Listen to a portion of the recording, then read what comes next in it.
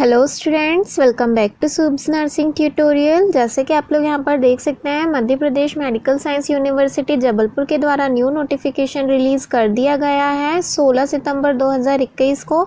यहाँ पर आप देख सकते हैं दिया गया है जितने भी मध्य प्रदेश आयुर्विज्ञान विश्वविद्यालय जबलपुर वाले जितने भी BUMS थर्ड ईयर वाले स्टूडेंट्स हैं जिनके मेन एंड सप्लीमेंट्री एग्जामिनेशन होना है सितंबर 2021 को, जो आप लोगों का टाइम टेबल यहाँ पर जारी किया गया था उसमें कुछ संशोधन करते हुए आप लोगों का जो एग्ज़ाम का टाइम है वो चेंज कर दिया गया है। आपका time table as it is रहने वाला है। सिर्फ आपका जो एग्ज़ाम टाइम है जो कि आपके मॉर्निंग में 10 बजे से पेपर होने थे, तो आप लोगों का यहाँ पर टाइम चेंज करके 11 बजे से लेकर दोपहर 2 बजे तक का कर दिया गया है।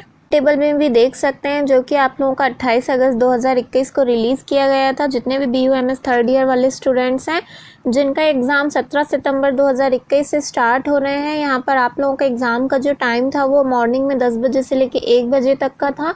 तो यहाँ पर जो आपका एग्ज़ाम टाइम है वो चेंज कर दिया गया है। 11 बजे से लेकर 2 बजे तक आपके एग्ज़ाम कंडक्ट कराए जाएंगे।